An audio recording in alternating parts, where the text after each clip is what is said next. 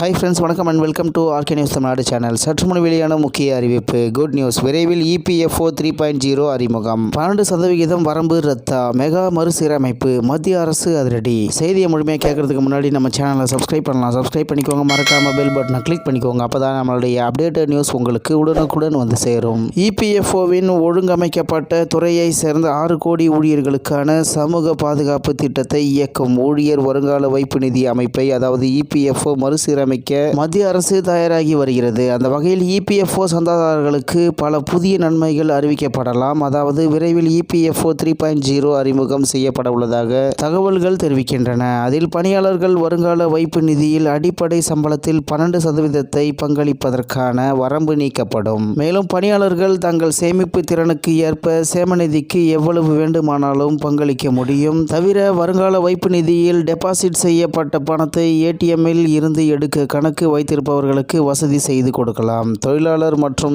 வேலைவாய்ப்பு அமைச்சகத்தின் ஆதாரங்களின்படி இபிஎஃப் சந்தாதாரர்களுக்கு பல புதிய அறிவிப்புகளை வெளியிடக்கூடிய இபிஎஃப்ஓ 3.0வை கொண்டு வர அரசாங்கம் தீவிரமாக தயாராகி வருகிறது. அதில் முக்கியமானது வருங்கால வைப்பு நிதியில் ஊழியர்களின் பங்களிப்பு வரம்பை அதிகரிப்பது. தற்போது பணியாளர்கள் வருங்கால வைப்பு நிதிக்கு அடிப்படை ஊதியத்தில் 12% வழங்க வேண்டும். ஆனால் அரசாங்கம் இந்த வரம்பை ரத்து செய்ய உள்ளதாக தகவல்கள் கூறுகின்றன. பணியாளர்கள் தங்கள் சேமிப்பு திறனுக்கு ஏற்ப எவ்வளவு வேண்டுமானாலும் எந்த நேரத்திலும் இபிஎஃப் கணக்கில் தொகையை டெபாசிட் செய்யலாம். அதன் நோக்கம் சந்தாதாரர்களுக்கு முடிந்தவரை சேமிப்பதற்கான விருப்பத்தை வழங்குவதாகும். இந்த தொகையை ஓய்வு பெறும்போது சந்தாதாரர்களுக்கு அதிக ஓய்வூதியம் வழங்குவதற்கான விருப்பமாக மாற்றலாம். இருப்பினும் முதலாளிகளின் பங்களிப்பில் எந்த மாற்றமும் இருக்காது. இந்த சூத்திரம் குறித்து தொழிலாளர் அமைச்சகம் ஆலோசித்து வருகிறது. இதேபோல் இபிஎஃப்ஓ சந்தாதாரர்களுக்கு அரசாங்கம் மற்றொரு பெரிய அறிவிப்பை வெளியிட உள்ளது. இபிஎஃப் சந்தாதாரர்களுக்கு டெபிட் கார்டு போன்ற ஏடிஎம் கார்டு வழங்கப்படுவதால் வருங்கால வைப்பு நிதியில் டெபாசிட் செய்யப்பட்ட பணத்தை ஏடிஎம்மில்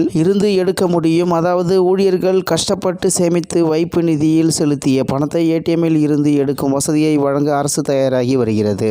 மேலும் இதில் சந்தாதாரர்கள் வருங்கால வைப்பு நிதியில் டெபாசிட் செய்யப்பட்ட தொகையில் 50% திரும்ப பெற விருப்பம் அளிக்கப்படும். ஆதாரங்களின்படி 2025ஆம் ஆண்டு புதிய ஆண்டில் இபிஎஃப்ஓவின் புதிய கொள்கையை அரசாங்கம் அறிவிக்கலாம் மற்றும் இபிஎஃப்ஓ 3.0 மே ஜூன் 2025இல் செயல்படுத்தப்படலாம். மேலும் இபிஎஃப்ஓவின் ஐடி அமைப்பில் பெரிய மேம்பாடுகளை செய்ய தொழிலாளர் அமைச்சகம் தயாராகி வருகிறது. இதனால் ஊழியர்கள் எந்த பரிவர்த்தனையையும் எளிதாக செய்யலாம். இந்த சீர்திருத்தத்தை 2 கட்டங்களாக மேற்கொள்வதற்கான ஏற்பாடுகள் நடந்து வருகின்றன. இபிஎஃப்ஓ 2.0வின் கீழ் உள்ள அமைப்பில் மேம்பாடுகள் அடுத்த மாதம் 2024 டிசம்பரில் நிறைவடையும். இதன் காரணமாக அமைப்பில் உள்ள 50% பிரச்சனைகள் தீர்க்கப்படும். இபிஎஃப்ஓ 3.0 மே ஜூன் 2025க்குள் நிறைவடையும். இதில் தகவல் தொழில்நுட்ப அமைப்புகளில் மேம்பாடுகளும் அடங்கும். உண்மையில் சர்வதேச தரத்தின்படி இபிஎஃப்ஓவின் செயல்பாட்டை செய்வதே அரசின் நோக்கமாகும் என்று தகவல் வெளியாகி உள்ளது என்பது குறிப்பிடத்தக்கது. இத்துடன் இன்றைய முக்கிய செய்தி நிறைவு பெறுகிறது. மேலும் இது போன்ற செய்திகளை உடனுக்குடன் தெரிந்து கொள்ள ஆர்கே நியூஸ் தமிழ்நாடு சேனலுடன் இணைந்திருங்கள். நன்றி, வணக்கம்.